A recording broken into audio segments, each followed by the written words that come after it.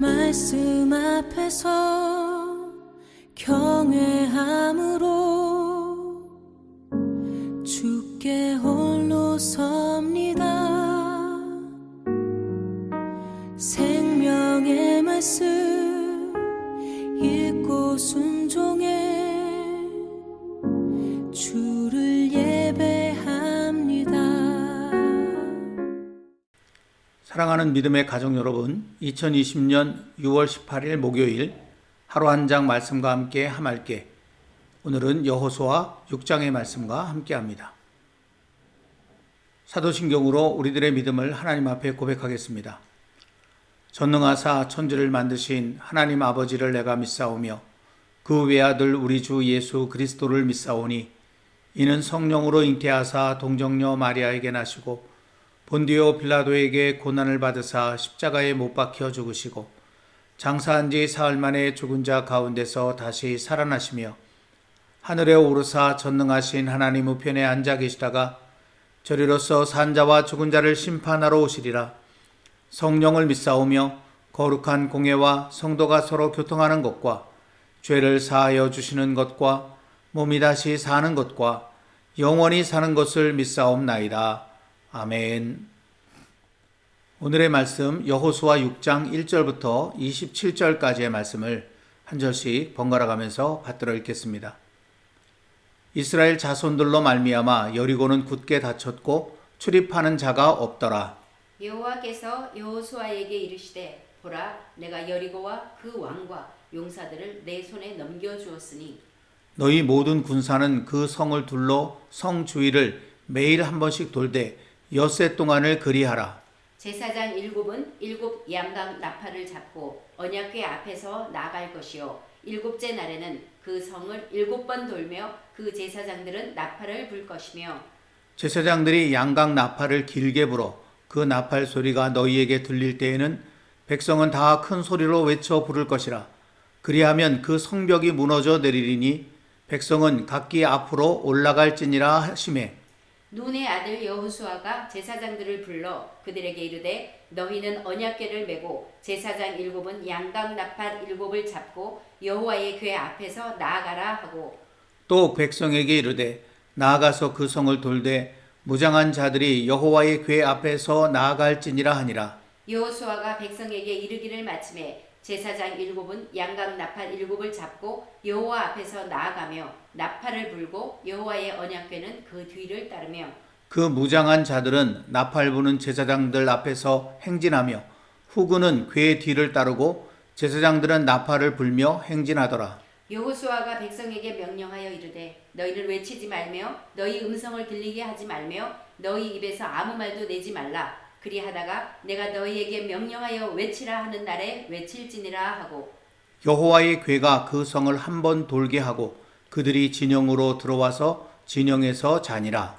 또 여호수아가 아침에 일찍 일어나니 제사장들이 여호와의 궤를 메고 제사장 7은 양각 나팔 7을 잡고 여호와의 궤 앞에서 계속 행진하며 나팔을 불고 무장한 자들은 그 앞에 행진하며 후군은 여호와의 궤 뒤를 따르고 제사장들은 나팔을 불며 행진하니라. 그 둘째 날에도 그 성을 한 번 돌고 진영으로 돌아오니라. 엿새 동안을 이같이 행하니라. 7째 날 새벽에 그들이 일찍 일어나서 전과 같은 방식으로 그 성을 7번 도니 그 성을 7번 돌기는 그날뿐이었더라. 7번째에 제사장들이 나팔을 불 때에 여호수아가 백성에게 이르되 외치라 여호와께서 너희에게 이 성을 주셨느니라. 이 성과 그 가운데에 있는 모든 것은 여호와께 온전히 바치되 기생 라합과 그 집에 동거하는 자는 모두 살려주라. 이는 우리가 보낸 사자들을 그가 숨겨 주었음이니라. 너희는 온전히 바치고 그 바친 것 중에서 어떤 것이든지 취하여 너희가 이스라엘 진영으로 바치는 것이 되게 하여 고통을 당하게 되지 아니하도록 오직 너희는 그 바친 물건에 손대지 말라. 은금과 동철 기구들은 다 여호와께 구별될 것이니 그것을 여호와의 곳간에 드릴지니라 하니라.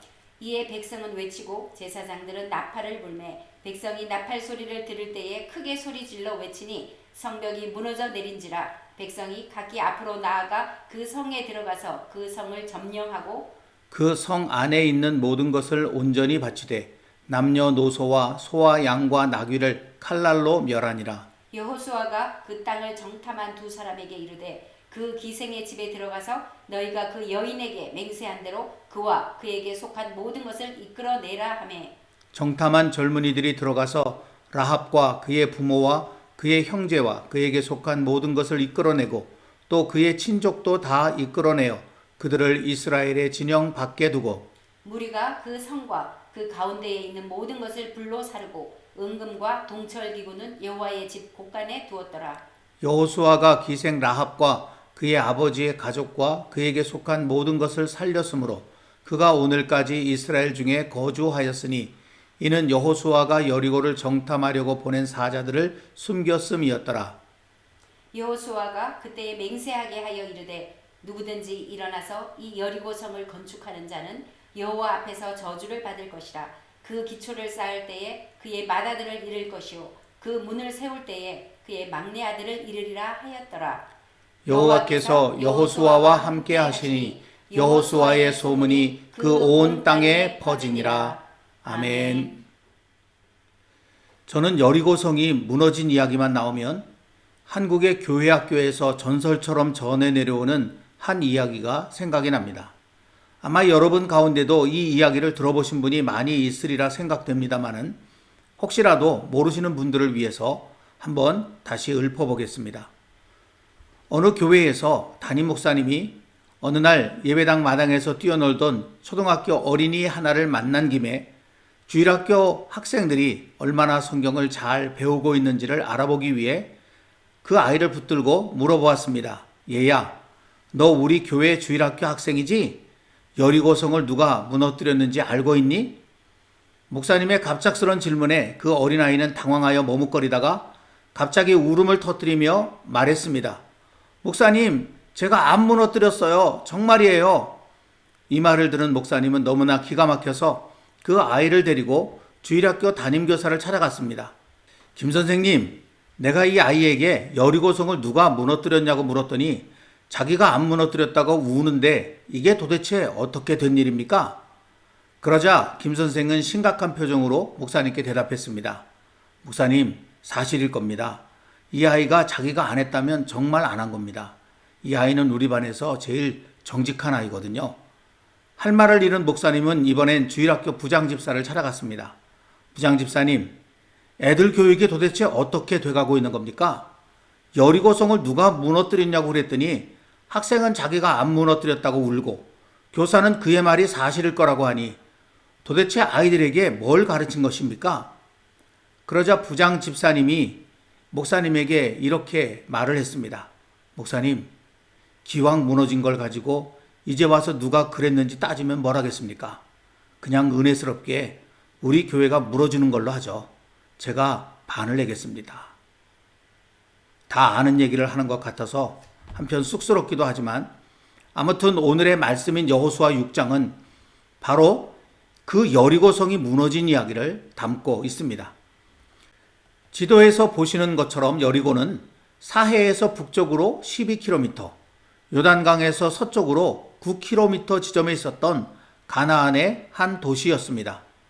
오늘 말씀 26절에 기록된 여호수아의 맹세에 따라 이후 여리고는 흔적도 없이 사라져 그 위치를 정확히 알 수 없었지만 1868년에 평범해 보이는 언덕 아래에 덮여 있었던 고대 도시의 유적이 발견되면서 발굴이 시작되었는데 여러 가지 증거를 통해 그것이 여리고라는 사실이 밝혀지게 되었습니다.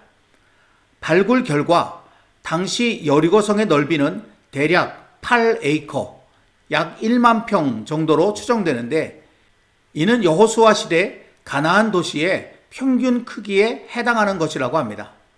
그러나 여리고성은 그 성읍 규모에 비하여 가나안 지역에서의 비중이 굉장히 높았습니다.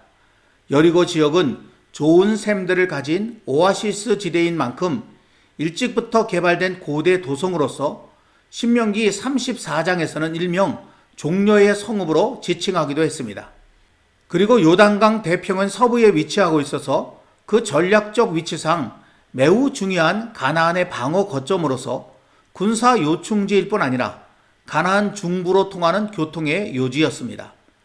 따라서 여호수아 군대가 가나안 도시 국가들의 남북 연합 작전을 미리 차단하고 가나안 정복의 주요 교두보를 확보하기 위해서는 반드시 여리고성을 장악할 필요가 있었습니다. 그러나 여리고성은 직접적인 군사 작전으로는 거의 함락이 불가능하게 되어 있는 천연 요새였습니다. 유적 발굴을 토대로 만든 여리고 상상도에서 보는 것처럼 여리고성은 가파른 경사지 정상에 위치하고 있었고 적들의 침입에 대비하여 성 밖으로 3에서 4m 높이의 석조 장애물을 설치했을 뿐만 아니라 그것을 본성의 중앙벽과 약 35도 각도로 경사지에 만들었다고 합니다. 따라서 그 가파르고 미끄러운 경사지와 여러 방해물들 때문에 여리고 성벽을 무너뜨리기 위해 접근하는 행위는 자살 행위나 다름없었습니다. 유일한 공격 방법이 있다면 장기간 포위하는 것인데 그렇게 하자면 오랜 기간이 지체될 수밖에 없었습니다. 바로 이런 이유로 인해서 여리고성은 승산이 없는 싸움이라고 판단되면 성문을 굳게 닫고 마냥 버티는 작전을 구사했던 것입니다.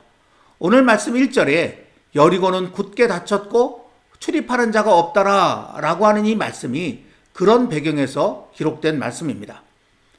그런데 이런 상황 속에서 하나님께서는 여호수아에게 그 여리고성을 넘겨주시겠다고 말씀하십니다. 오늘 말씀 2절이 그 말씀이죠. 그리고는 하나님만이 하실 수 있는 놀라운 작전을 여호수아에게 지시하셨습니다. 3절부터 5절까지의 말씀입니다. 너희 모든 군사는 그 성을 둘러 성 주위를 매일 한 번씩 돌되 엿새 동안을 그리하라. 제사장 7은 7 양각 나팔을 잡고 언약궤 앞에서 나아갈 것이요 7째 날에는 그 성을 7번 돌며 그 제사장들은 나팔을 불 것이며 제사장들이 양각 나팔을 길게 불어 그 나팔 소리가 너희에게 들릴 때에는 백성은 다 큰 소리로 외쳐 부를 것이라. 그리하면 그 성벽이 무너져 내리리니 백성은 각기 앞으로 올라갈지니라 하시매. 이 말씀에 보면 유난히 7이라고 하는 숫자가 많이 등장하는 것을 볼 수 있습니다. 제사장 7, 7 양각 나팔, 7째 날 7번 돌며 이렇게 4번이나 기록되어 있고 6장 전체로 범위를 넓히면 14번, 곧 7의 2배만큼 기록되어 있습니다. 이는 결코 우연이 아닙니다. 하나님께서 뜻이 있어 이렇게 말씀하신 것입니다. 성경이 함축하고 있는 숫자의 상징적 의미상 7은 완전수로서 하나님께서 행하시는 일과 그 완전한 성취를 나타내는 수입니다. 대표적인 것이 7일간의 천지창조라고 할 수 있습니다. 그러므로 하나님께서 오늘의 말씀에서 이 7이라는 숫자를 거듭 말씀하신 것은 하나님께서 여리고성을 직접 무너뜨리시겠다는 선언이시며 그러기에 완전히 무너뜨리시겠다는 선언이기도 한 것입니다. 하나님께서 사람의 손으로는 쉽게 함락시킬 수 없는 여리고성을 첫 전쟁의 대상으로 선택하신 것도 하나님께서 하셨다는 것을 확실히 하기 위해서라고 할 수 있습니다. 여호수아는 누구보다 이 하나님의 마음을 잘 알고 있었습니다. 그래서 이스라엘 자손들에게 여리고성을 향한 하나님의 완전하심을 손상시키는 행동을 결코 해서는 안 된다고 강력하게 경고하였습니다. 그 말씀이 17절부터 19절까지 말씀에 기록되어 있습니다. 앞으로 이스라엘 자손들은 가나안 땅에서 수많은 전쟁을 하게 될 것인데 전리품을 하나도 취하지 않고 모든 것을 다 여호와께 온전히 바친 전쟁은 오직 여리고성 전투밖에 없습니다. 여호와께 온전히 바쳤다는 표현이 여기밖에는 나타나 있지 않은 것이 그 증거입니다. 여리고성은 제사로 말하면 하나님의 완전하신 주권을 고백하면서 바친 제물을 남김없이 태워드린 번제와 같으며 땅의 소산이나 가축의 새끼로 말하면 반드시 하나님께 돌려드려야 할 만물이요 첫 새끼라는 것입니다. 여호수아가 26절에서 여리고의 미래에 대해 무서운 저주의 예언을 한 것도 이런 이유에서입니다. 하나님께서 여리고성을 완전하게 무너뜨리셨기에 만약 이 여리고를 다시 세우려고 한다면 그것은 하나님의 완전하심에 대한 도전이고 그래서 이런 무서운 저주를 받게 될 수밖에 없다는 것입니다. 실제로 그로부터 600여 년이 지난 북왕국 아합 왕의 시대에 여리고를 건축하려던 베델 사람 히엘이 이 무서운 저주를 받았다는 기록이 열왕기상 16장 34절 말씀에 기록되어 있습니다. 이렇게 하나님께서는 여리고성을 친히 완전하게 무너뜨리겠다고 말씀하셨습니다. 그리고 실제로 그렇게 하셨습니다. 20절 말씀에 보면 백성이 나팔 소리를 들을 때에 크게 소리질러 외치니 성벽이 무너져 내린지라 라는 말씀이 기록되어 있습니다. 여호수아와 이스라엘 자손들은 여리고 성을 돌다가 소리친 것밖에 없는데 그 견고한 성이 무너져 내린 것입니다. 하나님께서 하셨다고 밖에는 생각할 수 없는 그런 일이 일어난 것입니다. 어떤 분들은 당시 여리고 성이 서 있었던 곳이 두 개의 단층이 만나는 곳이었고 그래서 60만 명이 동시에 지른 함석의 충격으로 단층이 움직여 지진이 발생해서 여리고성이 무너졌다라고 설명하는 분들도 있습니다. 실제 그렇더라도 당시 여리고성 사람들조차도 몰랐던 그런 지형을 아시고 그것을 적절히 이용하신 하나님의 전지하심을 드러내는 그런 설명일 뿐입니다. 그런데 하나님의 완전하심은 여리고성을 무너뜨리는 일로만 나타나지 않았습니다. 하나님께서는 여리고성이 완전히 무너지는 상황 속에서도 구원하시고자 하시는 사람을 완벽하게 구해내셨습니다. 오늘 말씀 25절입니다. 여호수아가 기생 라합과 그의 아버지의 가족과 그에게 속한 모든 것을 살렸으므로 라는 말씀이 기록되어져 있죠. 이 말씀에 그에게 속한 모든 것을 살렸다라는 이 표현이 하나님께서 구원하시고자 하시는 사람을 완벽하게 구원하셨다라는 그런 의미가 되는 것입니다. 실로 하나님의 심판도 완전하시지만 하나님의 구원도 완전하시다는 것을 우리는 이를 통해 분명히 깨닫게 됩니다. 그리고 그 하나님께서 우리의 구원도 완전히 이루실 것을 굳게 확신하게 됩니다. 그런데 여리고성을 향한 하나님의 이런 완전하심은 그냥 나타나는 것이 아닙니다. 거기엔 하나님 백성의 철저한 신뢰와 응답이 있었습니다. 하나님께서는 친히 여리고성을 무너뜨리시기 전에 이스라엘 자손들에게 이렇게 말씀하셨습니다. 화면에 나오는 4절, 5절 말씀을 보면 하나님께서 양각 나팔을 불게 하셨다라는 말씀이 나오는데 이 말씀에 우리는 주목을 할 필요가 있습니다.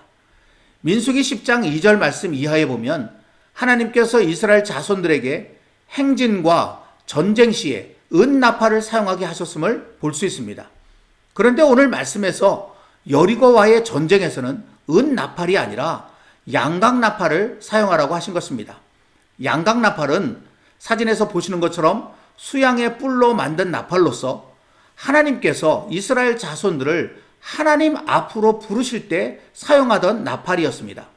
그 대표적인 표현이 출애굽기 19장 13절에 나타나 있는데 나팔을 길게 불거든 산 앞에 이를 것이니라 라는 말씀이 나오죠. 여기 이 나팔이 바로 양각나팔을 나타내는 말입니다.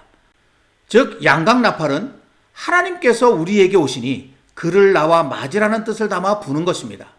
바로 이런 뜻에서 하나님께서는 여리고와의 전쟁에 임하는 이스라엘 자손에게 양각나팔을 불라고 하셨습니다. 다시 말하면 하나님을 전심으로 찾으라 라는 것입니다. 이것이 하나님 백성들이 이 땅에서 해야 할 일입니다. 전쟁은 여호와께서 오셔서 하시지만 그 여호와께서 오실 길을 하나님의 백성들이 준비해야 한다는 것입니다. 예레미야 33장 3절 말씀처럼 너는 내게 부르짖으라 내가 내게 응답하겠고 내가 알지 못하는 크고 은밀한 일을 내게 보이리라. 아멘. 하나님의 크고 은밀한 일을 우리가 보기 위해서는 먼저 하나님께 부르짖고 하나님을 찾는 그런 우리의 삶의 모습이 있어야 한다라는 사실을 우리에게 분명히 보여주는 것이죠.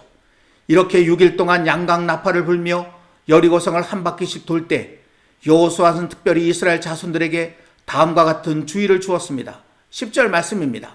너희는 외치지 말며 너희 음성을 들리게 하지 말며 너희 입에서 아무 말도 내지 말라. 쓸데없는 세상의 소리, 인간의 소리는 다 멈추고 오직 하나님께 집중하면서 하나님께서 오심을 기다리고 오셔서 말씀하시는 소리를 듣는 일에 모든 것을 다 기울여야 한다는 그런 의미에서 여호수아가 백성들에게 이와 같은 주의를 준 것입니다.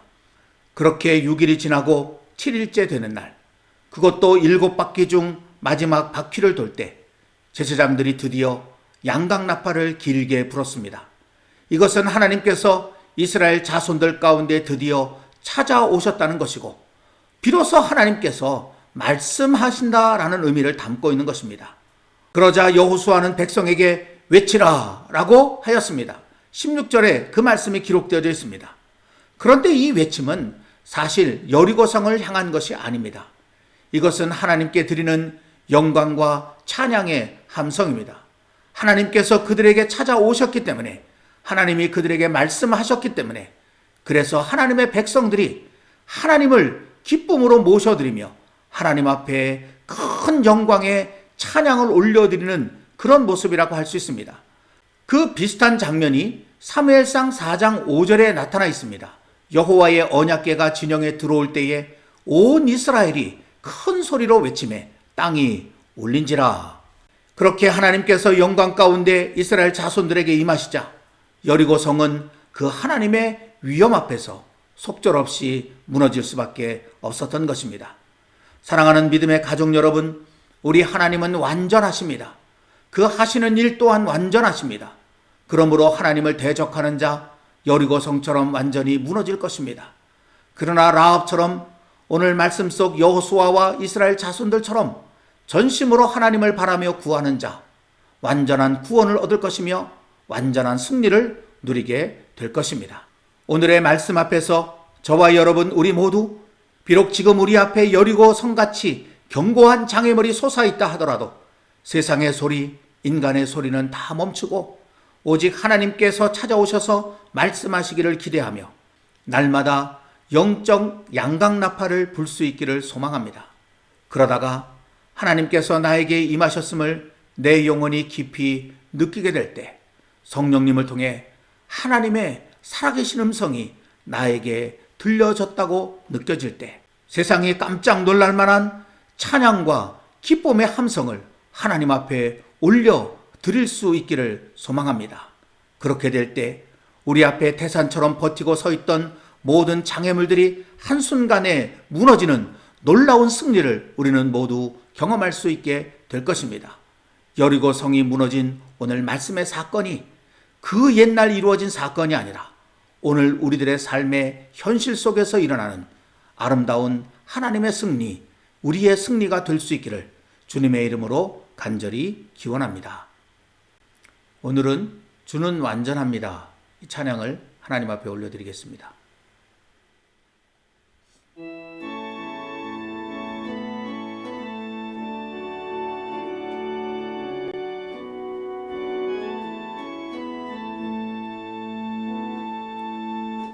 주여 우린 연약합니다.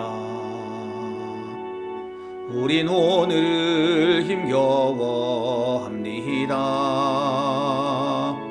주 뜻 이루며 살기엔 부족합니다. 우린 연약합니다. 주여 우린 넘어집니다.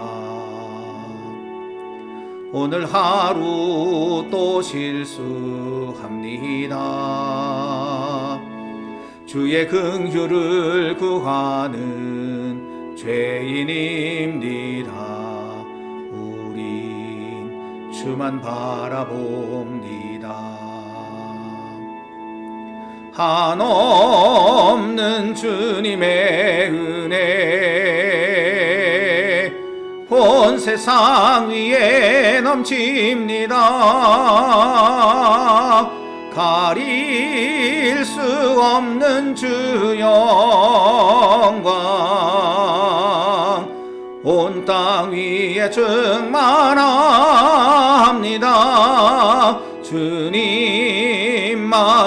길이오니 우린 그 길 따라갑니다. 그날에 우릴 이루실 주는 완전합니다.